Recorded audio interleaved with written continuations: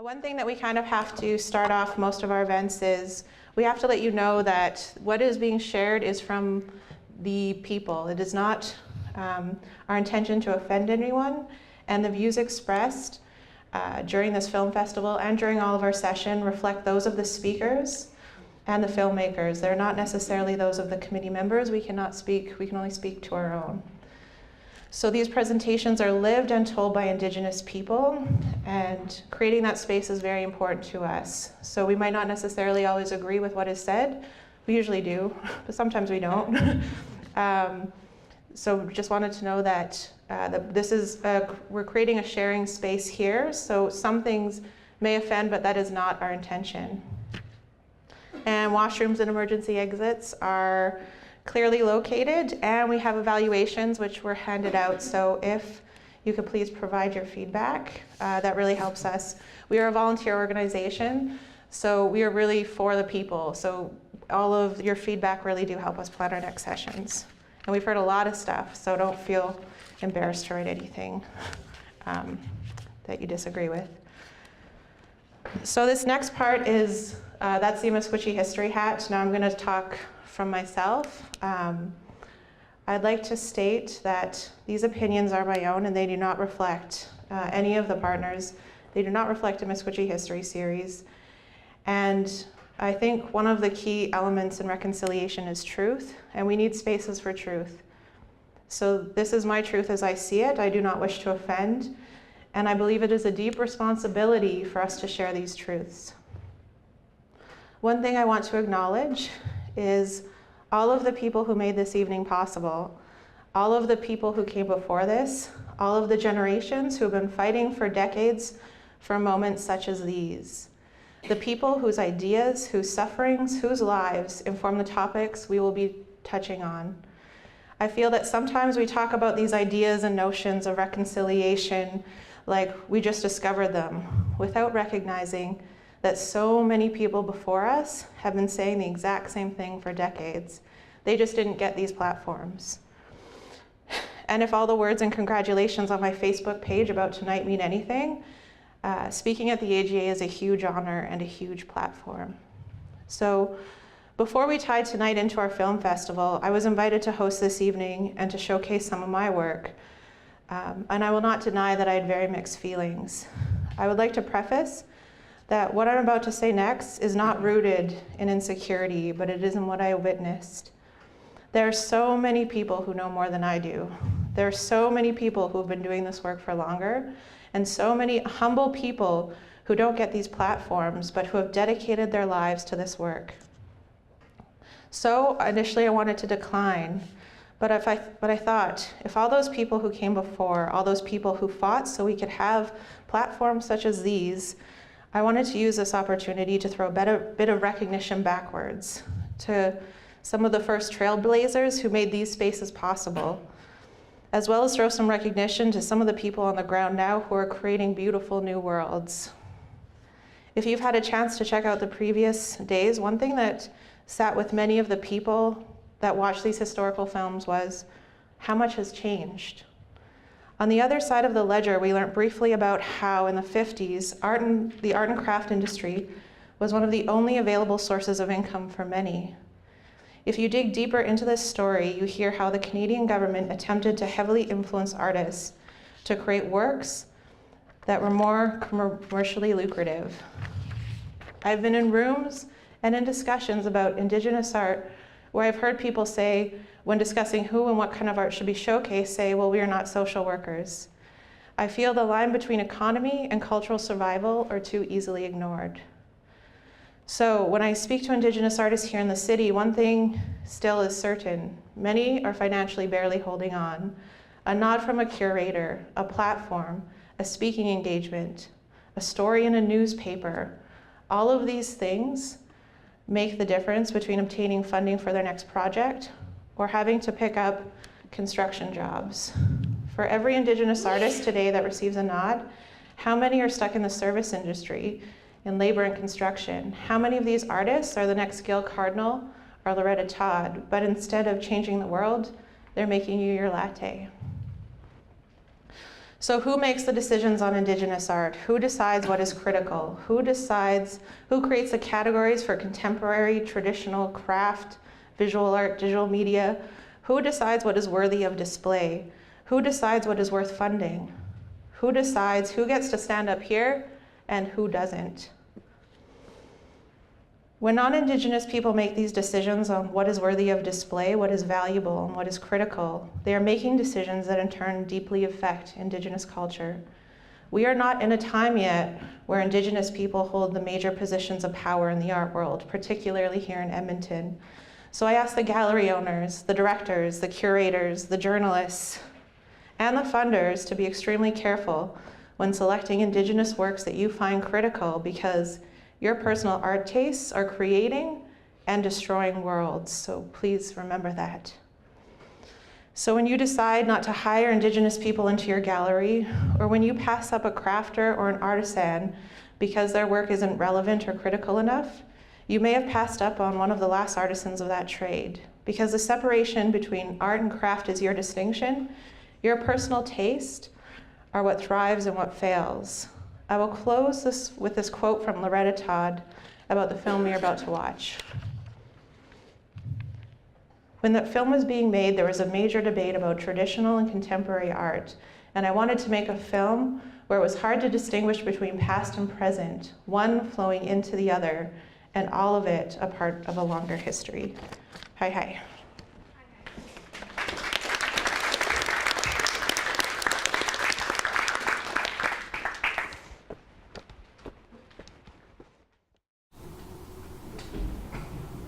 So we just want to share a quick song with you guys that we wrote for missing and murdered women. It's still a huge crisis that's happening now. We just got word that one of our family members had passed away in the last 2 weeks to violent crime, and she was a woman. So we thought this was important to share this song. It's called We Miss You, You Live.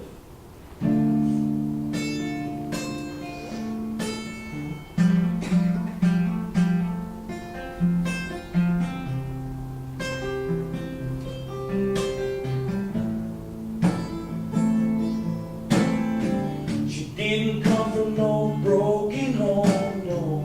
Her parents raised her to be proud, strong. She was gonna conquer the world. She should have felt safe in the streets, fighting for what she believes is right for Mother Earth. She's got many stolen sisters, her family and friends will miss her. They will never give up the fight. Hey, my sister, we miss you.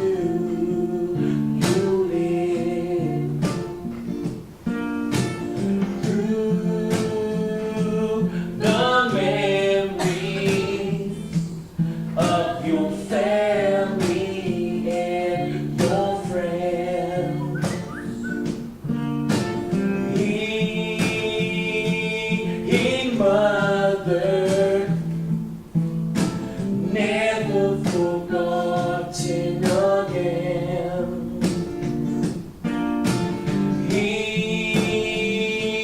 Hey, daughter, you live through us always.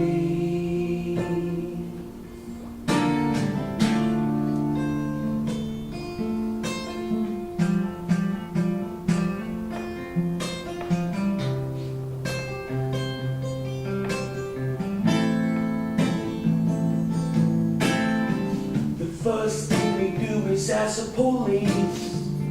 They say she's young and crazy. She never wanted to be found. Our hearts and souls search all night long, in homes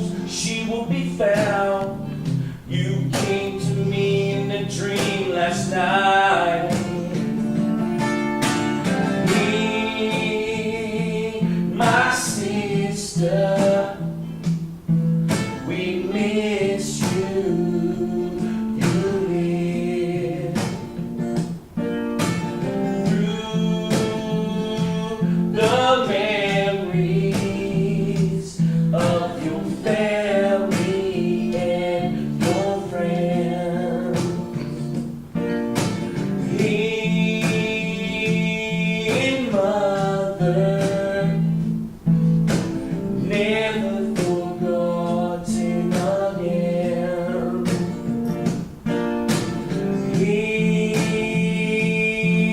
Daughter, you live through us always.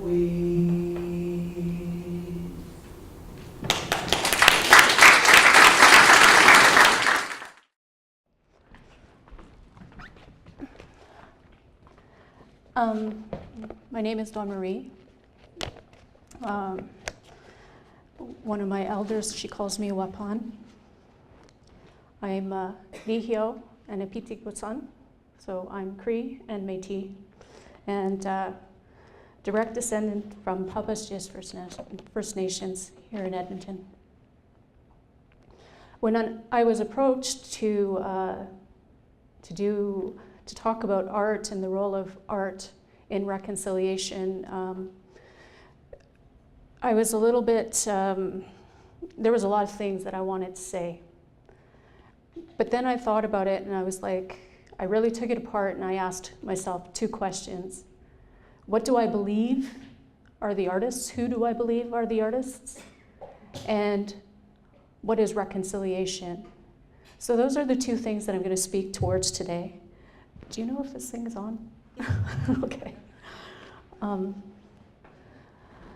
So my role and my responsibility as an artist is that I can only speak for myself. I cannot speak for anybody else, and I don't claim to speak to anybody else, for anybody else. I can only speak for myself. It's not my right to speak for others. I can only tell you what I know, and I can only tell you how I see things, and let you know that there are other people out there, and there are other opinions. This is just one of many. Who are the artists? I no longer believe that the art solely exists within the confines of the well-constructed parameters of aesthetic. I think that it exists in any space where the mind, the spirit must transcend in order to create new ways of seeing and believing. I have seen people fall into that space of intimate interaction with the creative spirit in so many places. Academia, politics, writing, beading, acting, dancing, singing, mathematics, philosophy, biology. You can tell if someone has access to that place by their words, their actions, and how they can disappear. It's like the world falls away. And nothing else matters except telling that story or solving that problem. It is possible for a person who's defined as an artist to simply be a technician. When you see their work, it lacks the energy that manifests with that intimacy with spirit. It's technically perfect, but it remains silent. I've seen people working in mediums not considered the arts, and yet their work sings. Over the years, I've begun to see and understand the early signs of those who can tap into and harness that energy. And sometimes I even see it before they do. So when I speak of artists, I speak of those tapping into something else, those who see what we don't see and struggle to bring it into fruition. My idea of artistry goes beyond construction of visual, sculptural, dance, music, etc. I believe it expands into areas of politics, math, science, spirituality, and even into areas of practicality such as construction, landscaping, and planning. It's something that is accessible to all, yet some of us are more comfortable maneuvering through it and it through us. It's most recognized and identified through Eurocentric classification, but it exists in other places. In the case of the Indigenous artists in Canada, I believe that it will be us who carve trail and make paths that will show both through the pitfalls, both ways through and the pitfalls of this thing called reconciliation. It's important to pay attention to the voices wherever you find them. Wherever you find them, you will find them spending energy and time creating new ground, even if it means engaging the old new information, which includes the history, the culture, the languages associated with this territory long before Confederation, provincial boundaries, and incorporations into municipalities.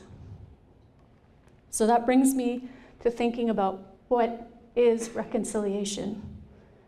Again, I don't claim authority over what I'm about to say. I can only tell you what I know and how I see things.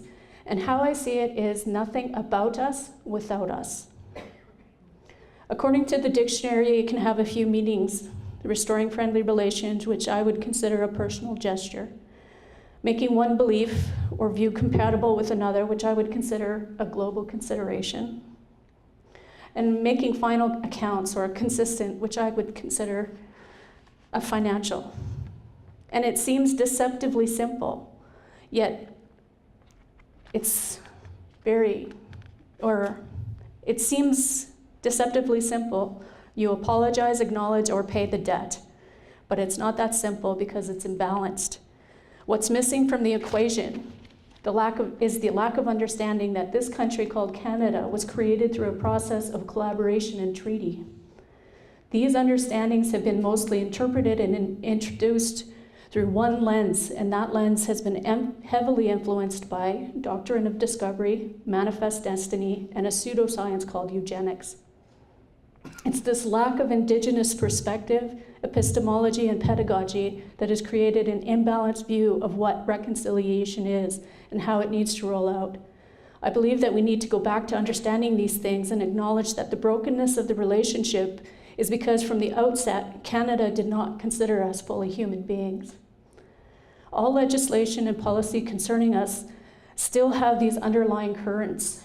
And when you look at how programs, projects, and monies are distributed, it's still through this false assumption that we are children and we need to be taken care of. There are iniquities and problems that have come with 200 years of benevolence. I'm known to say that I no longer believe in charity and I don't believe in benevolence either. They're both focused in the wrong direction, and I'm not saying that good work is not happening. But what I am saying is that the end result is dependency. Dependency on government funds, government mandate, and government administration.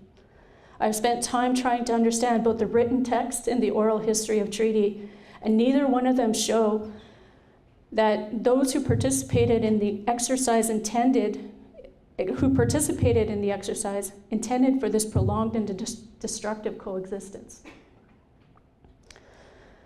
I want to be clear, I'm not calling for the complete abandonment of the relationship, but what I am saying is anything built on the current relationship is bound to repeat the cycle of crisis. And it's not going to be as effective as something based on the original hopes and conditions surrounding those original agreements. The reason why I say this is because the TRC is not the first Royal Commission dealing with Aboriginal issues. And it's not the first to recognize serious human rights abuses. It's not the first to make numerous recommendations. In 1907, Dr. P. Bryce made recommendations that sat on a shelf until he retired, and then he wrote a book about it. Those recommendations were not considered, and the Indian residential schools stayed in operation until the 1990s. Canada has made quite a collection of documenting and recognizing its complicity in human rights abuses against Indigenous people in its lands. It makes many recommendations, and the recommendations stay on the shelf. The Royal Commission on Aboriginal Peoples was written 6 volumes in 1996, and it stayed on a shelf. Unfortunately, those recommendations get rediscovered and regurgitated with each new commission and report on the discovery of the next reluctant acknowledgement of its failures and its fiduciary responsibility. Ultimately, Canada has been the most negligent of foster fathers. the kind that takes the salary but starves the children. Sadly, we are no longer at the same disadvantage that we once were. We have problems, but we also have some strong, resilient, and educated people. And those people are pulling on all the secrets woven into the fabric of this country.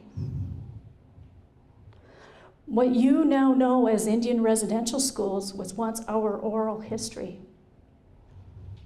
And we have more stories that are being validated all the time. If there was ever a time to do this right, it's now. Over the past few years, I've had no choice but to understand what it means to mourn. Not only to mourn the loss of a human being, but also to mourn what I believe to be true my whole life. And from my experience, it's the same painful process of mourning a false belief that can be more insidious, because I can convince myself that I can still be true, that it can still be true, or that I'm over it, when actually I've just bargained away my sadness, depression, and anger. Please indulge me while I elaborate. The first time I discussed Indian residential schools in a professional development capacity was when the first time I discussed Indian residential schools in a professional development capacity, the reaction by the attendees was denial. Despite my use of current resources, and by then where the Children Aboriginal Healing Foundation was well established in creating the timeline of events, and they had already openly acknowledged the Indian residential schools by Stephen Harper,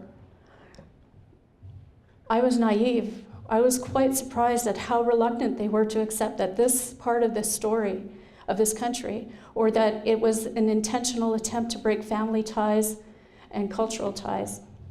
I really didn't expect that just presenting the information would bring complaints forward about how inappropriate it was, because it made the participants feel bad. So their response to learning it for the first time was to shut it down. So instead, I elaborated into the legislation that led to the use of Indian residential schools and the current resulting barriers. Then by fluke, I was allowed to present it to the first-year education students at the University of Alberta, and I did that for a couple of years. Always the result was a stunned silence and an angry denial. It would often take several encounters with the information before the person would even come to a place where they didn't automatically deny its existence. Then came the next phase, trying to figure out where to put that information or how to process it in a way that it was still consistent with what they already believed in. It was for their own good. They learned to read and write. It was a long time ago, get over it. This process of minimizing was still an exercise in alleviating their own discomfort. It still wasn't a full recognition of the extent that this one of many systemically implemented harms was harmful intergenerationally and still influencing their clients, students, etc. Most people would get to this stage and they could get no further. They did whatever they could to feel like they did something about it. They read a book, they watched a film, they cried a few tears, but not accept that it was something they were still really dealing with. And if they could keep it in the past, they could gloss over it. And once in a while, someone really got it. And I lived for those moments, watching the light go on and knowing they wouldn't be going back. So when I look at people fumbling around trying to do reconciliation, I see people in mourning. It's like the TRC was the death announcement. No one wants to believe it's true. The shock, the stunned silence, and shortly after, the denial and the anger. We're beyond that now. We're in bargaining. We're currently in the most dangerous phase of mourning called bargaining. Canada has never gotten past this phase. We've dealt with it using 3-year funding priorities, which force us to repeat the pattern every few years or when the next revelation of abuse occurs. We have to do something We are mandated to do something. The funding is there. So people are out there reconciling, but they don't have the relationship. We have expert panels on reconciliation without a single Indigenous person in sight. We have columnists getting national coverage for their opinions on Indigenous issues without any actual relationships with any actual Indigenous people beyond being in a golf tournament or, maybe sitting on a board. But they don't actually have a relationship with Indigenous people.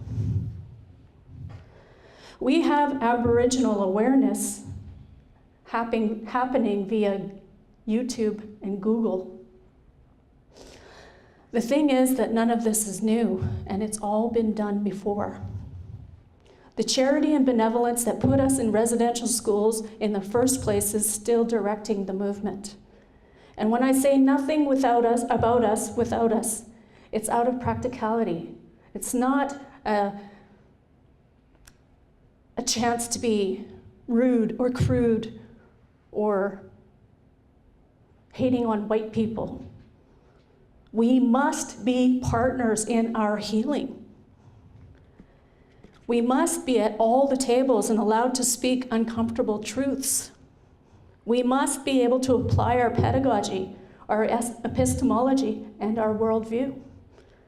Our Indigenous traditional knowledge and languages must be treated with the same respect and given the same financial support as administration. And if you want to do this right, then you will hire and maintain staff that will apply that knowledge. It's going to be uncomfortable, but it will define who is still in bargaining and who is really ready to do the hard work required to fix 200 years of systemic oppression. We got to where we're at by people making decisions about us without us. So if there's one analogy that I can leave you with to illustrate how to approach reconciliation, it's to realize that you have to leave that thing behind. You can remember it, but you can't actually go back.